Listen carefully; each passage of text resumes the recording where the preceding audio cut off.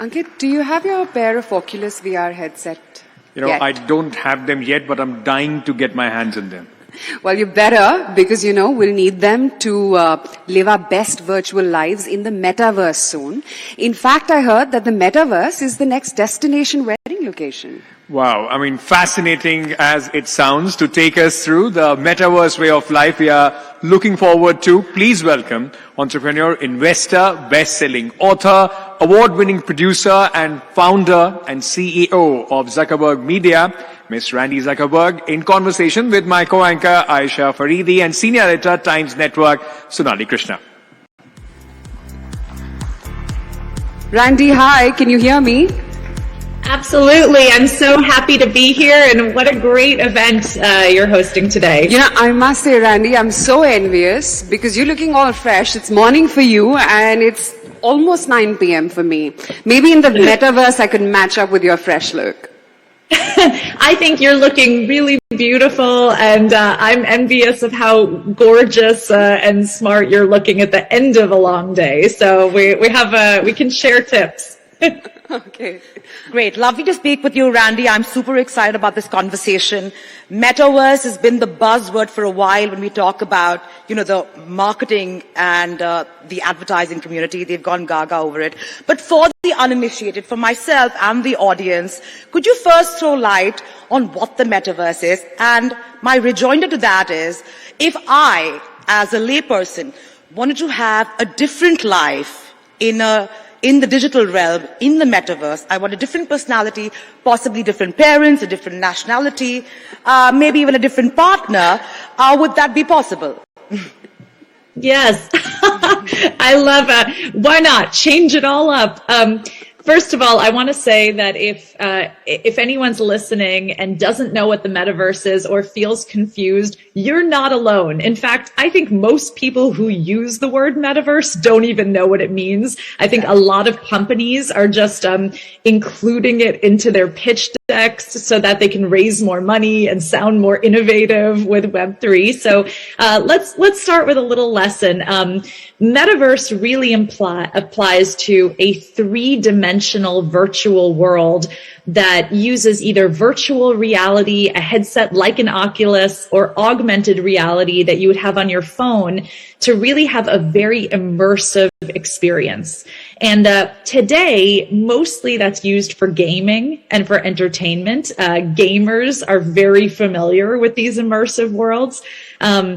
But what we started to see over the pandemic is that all of us started to spend all of our time in these virtual worlds. We're sort of in a metaverse right now, talking to one another across the globe with virtual representation on a screen. We all got so used to this. And so we can really imagine a very near future where we are working and collaborating in the metaverse. We're going to school in the metaverse. There are already fashion shows in the metaverse. And so I'm excited today to dive into all the possibilities for both business and for social impact. Yeah, absolutely. Randi, you won't believe I was shopping on the Zara app the other day and they actually had avatars modeling their latest collection. But anyway, just picking it up from what you're saying, Randi, right now, some associate the metaverse with a dystopian world.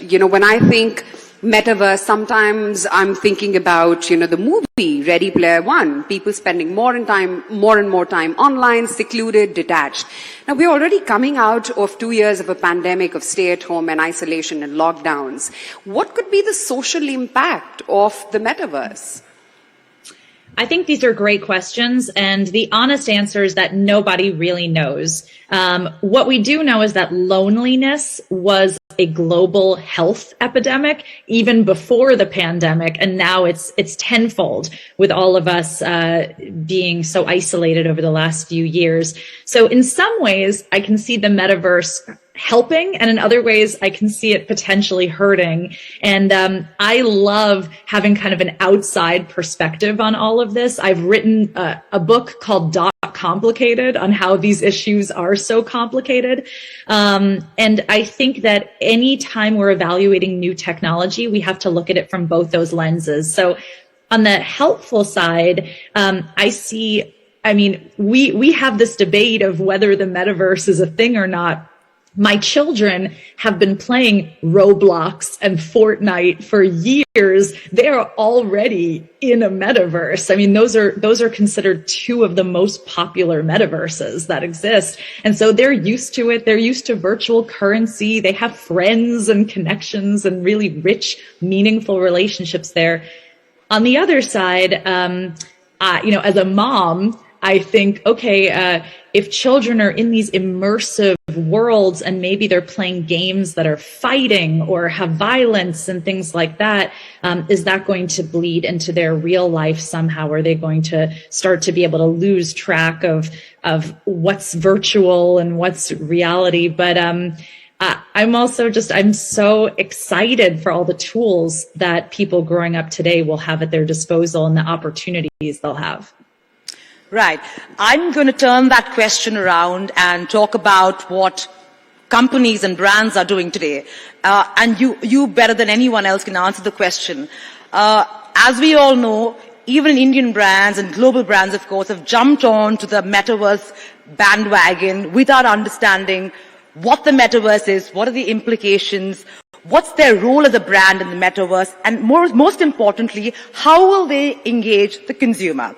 So I want to understand from you, are brands just rushing in because that's the trending subject today and, are basically doing the same thing they did when one talked of, big data, bite-sized data, all sorts of data. And as we all know, data targeting today is still pretty much a joke. So guide me in terms of what brands are doing, which poses a challenge because let's face it, I'm a lay consumer.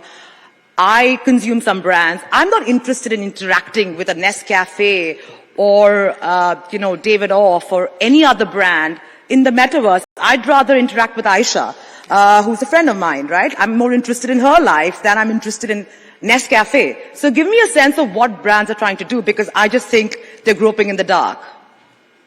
I would also rather hang out with Aisha than with Nescafe in the metaverse. So I agree with you there. I think the brands that are doing really well in the metaverse are, first of all, being very authentic. They're not going in thinking this is a marketing publicity stunt. They're actually meeting people's needs and being authentic.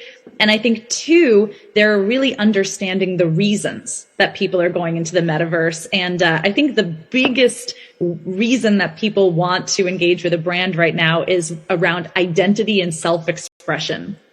You might be listening to this and think that you know nothing about the metaverse.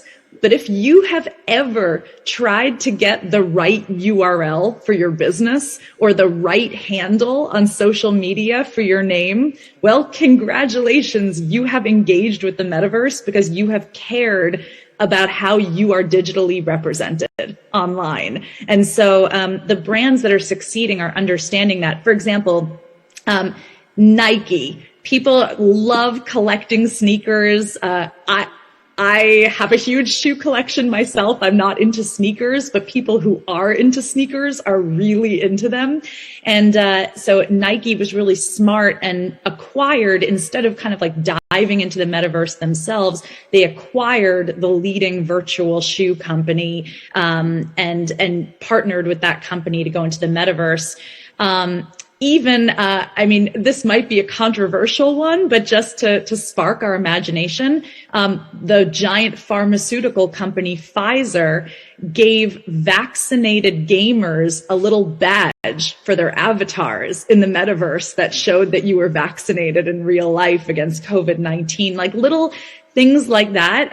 You wouldn't think that a pharma company could have success in the metaverse, but that's actually a pretty creative way to dive in. So just, those are some of the examples of how companies are treading into the space successfully. Randi, I know all about your shoe collection. I stalk you on Instagram. But anyway,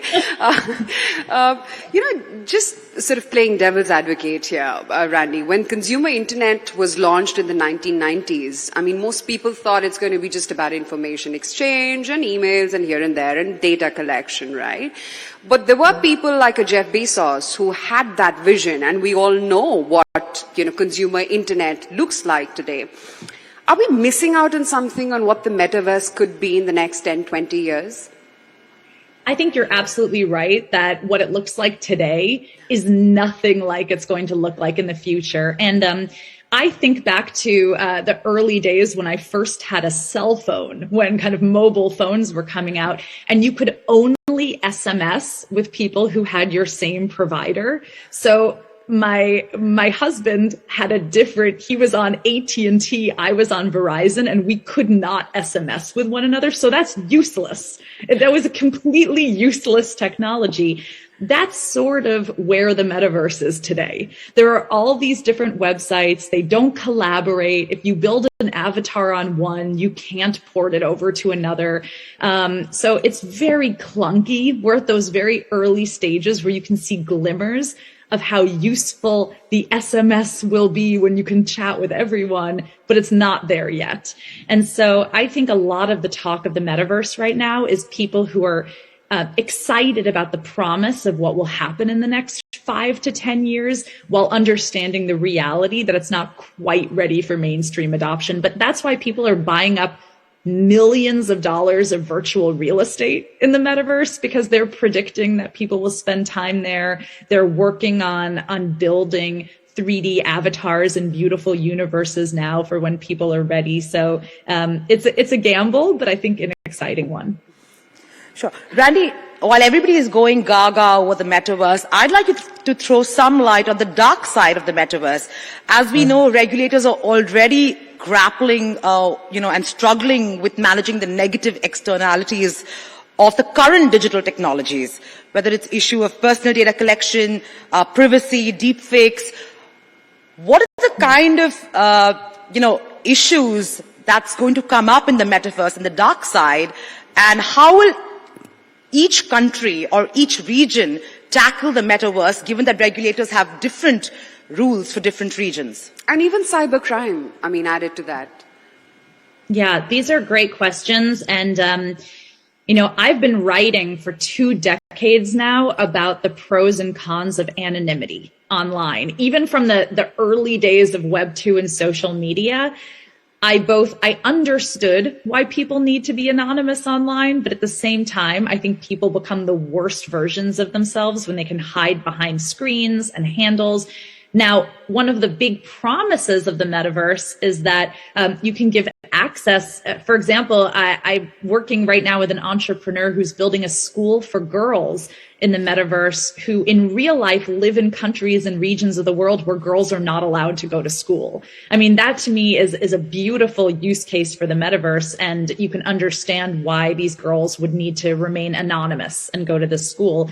On the other hand, we're also hearing reports of harassment in the metaverse, and everything that happens on the internet when people are anonymous is happening tenfold now when you can actually, reach out and touch someone in a 3D avatar. You can only imagine what that's like to be a woman in the metaverse. So I think there's certainly need to be a lot of evolution around safety standards, cybercrime, like you were saying, and the businesses that get in first have a lot of work to do to make sure that this is a safe space to grow and for brands to feel comfortable in.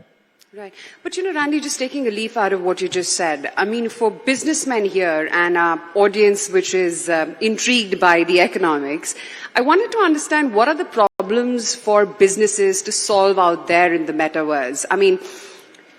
What needs are there to fill in for? Indians have a long history of providing creative, cost-effective solutions. There's now an increasing number of high value-add solutions as well. What suggestions would you have for Indian entrepreneurs who are looking to turn to the metaverse for businesses? I think there's so many opportunities, and there are even, I know we talk a lot right now about how the metaverse is 5 years away, but there are opportunities right now that I think are very exciting. First of all, education and training. I have seen some incredible virtual reality training videos where if you are training high skilled labor in your workforce, you could put out documentation till people are blue in the face, but putting them in an immersive environment where they actually get to practice their skills is really second to none. In fact, there have been so many advancements in surgery and in really kind of detail-oriented tasks because people have been able to practice in virtual settings. So I would say that education and workforce training is a huge thing that can happen right now in the metaverse. I also think customer support is going to be a tremendous business in the metaverse, because now not only can people be SMSing or calling a customer support hotline, but imagine when you can actually engage with a customer in a virtual setting and walk them through the problems that they're having. So I could go on with, I have lists of interesting and exciting things, but I think especially when you think about some of the leading industries in India and how they're supporting a global economy, I think the metaverse is an immediate and exciting opportunity. Tell me, Randi, how is the world going to change with the metaverse? We already have schools popping up. We've done about 2 years in isolation. We have kids doing online school. VR is a reality, at least in the West. It's slowly and steadily seeping into India. What kind of a world and what is humanity heading into? Do you think this is healthy for all of us to be interacting in a digital world and living lesser and lesser in the physical realm? I certainly think that after the pandemic, people want to get outside and actually hug other people and see them and be with people. I also know that, the metaverse has to compete with the actual verse. I live in New York City. It's a very exciting place. I step outside my apartment and there's so much going on. The metaverse is going to have to really bring it to compete with that. And it's not there today, for sure, for most of us who live in places where our actual lives are more compelling. But I do think that we have to be thoughtful of other people around the globe who maybe don't live somewhere that's safe, maybe are living with a disability or something where the metaverse can actually truly help them access career opportunities and connections in a way. So in some ways, I think that if we're sitting here and we're able to be skeptical of the metaverse, we are sitting in a place of privilege, because it means that we have lots of other opportunities. But there are a lot of people in the world for whom technology is really their only way to level the playing field. And so I think it's really important to take that into consideration also. Right.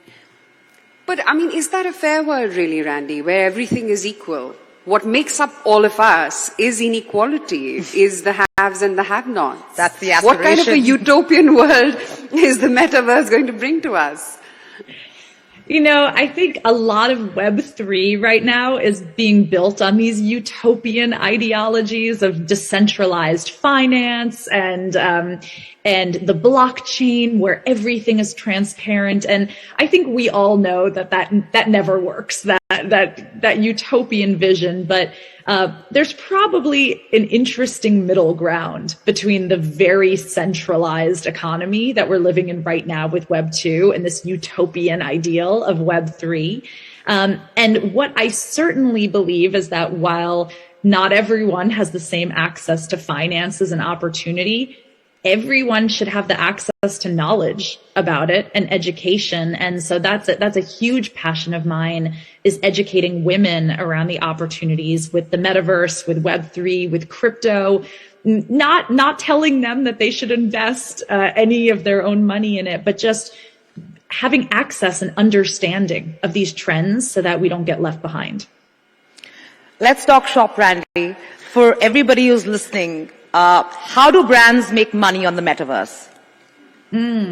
Well, right now it seems like it's all about real estate. people are snatching up the kind of ideal real estate in the metaverse, just like you would buy real estate in the center of Manhattan or the center of any big city. There are multi-million-dollar virtual real estate deals going on, which boggles my mind a little bit. But there have been, I think, over $500 million of real estate in the metaverse that have been sold in just the last few months. So that I think is the biggest opportunity right now is in businesses are setting up kind of real estate brokerage firms in the metaverse, just like they would in the actual verse. I do think fashion and art are really leading the way in the metaverse, which is exciting to me. My side passion is theater and producing Broadway shows. I have never seen a tech innovation before that was led by art and fashion. Usually it's just led by coding and platforms, and then the art comes years later. So this is a really exciting time for anyone who's working in film, in fashion, in the visual arts, because this is the form of currency that people are using in the metaverse. So I think those are two of the most immediate opportunities. Sure. Also, Randy, what I wanted to understand was, what kind of an opportunity does the metaverse represent for just technology per se? Advances like cryptos, blockchain, new sensor technology, 5G soon, and then 6G, and so on and so forth. Yes, certainly we're going to be seeing an explosion of hardware in order for the metaverse to take off. It's a major factor in adoption. And,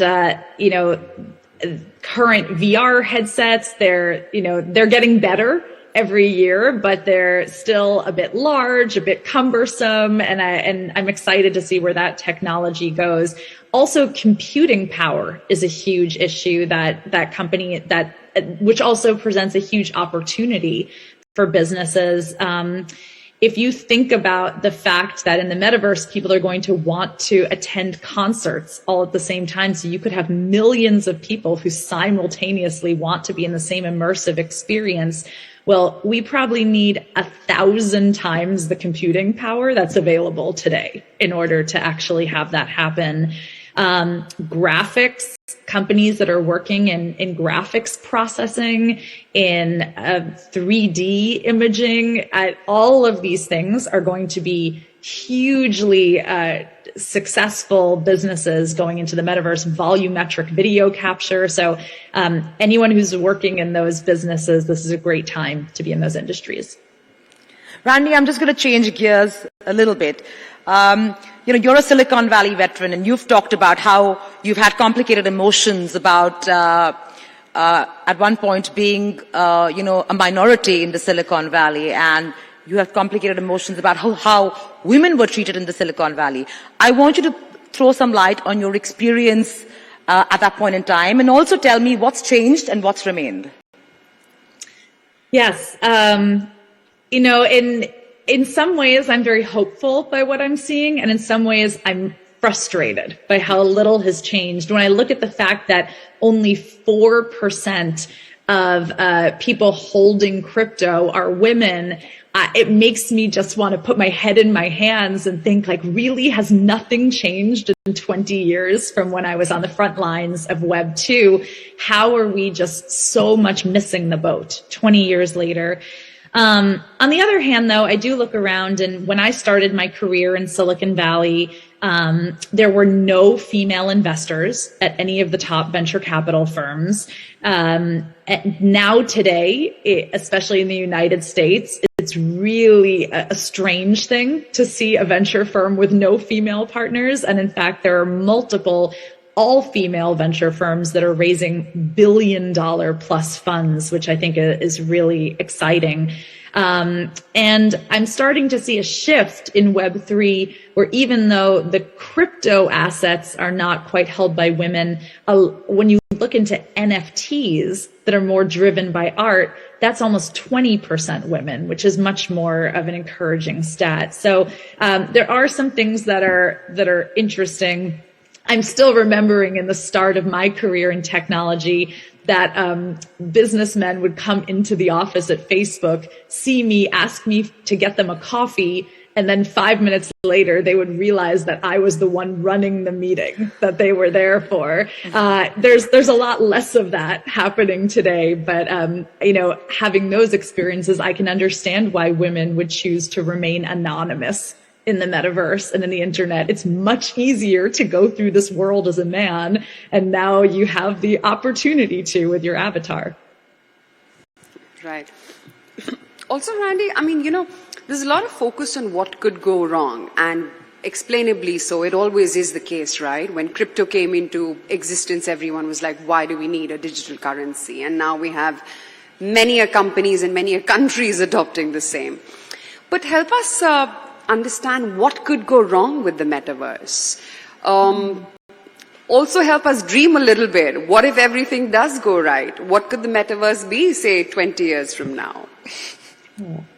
Well, I'm very excited about crypto. I'm also very realistic about the good and the bad about all of these things. I think some of the great things that I'm seeing are the ability especially for women and people around the world to be able to monetize. When you look at the situation with Ukraine right now, cryptocurrency is really saving a lot of people right now in their ability to have money for their families and get paid for opportunities that way.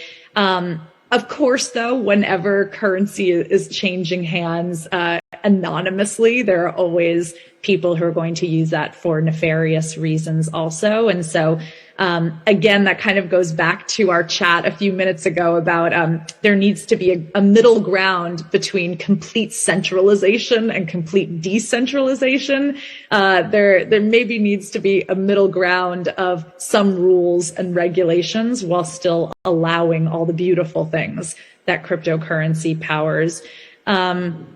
If we're dreaming a little bit about this world, well, first of all, again, because we're in the early days, the UX, the UI is not quite there yet. And so right now it feels like a little bit of a rough neighborhood to be in crypto or the metaverse. You have to always think about getting potentially scammed, because if someone is able to access your crypto wallet and your NFTs, there's no one to call. That's both the good and the bad of a decentralized economy. But once we can get through that, once big players can come in and help us improve the user experience and build things up a little more, I'm excited about a world that is providing a lot of economic opportunity for women. One example is I started collecting art from a woman who lives just in the middle of Australia. She's a 4-hour flight from anything that would even resemble a city.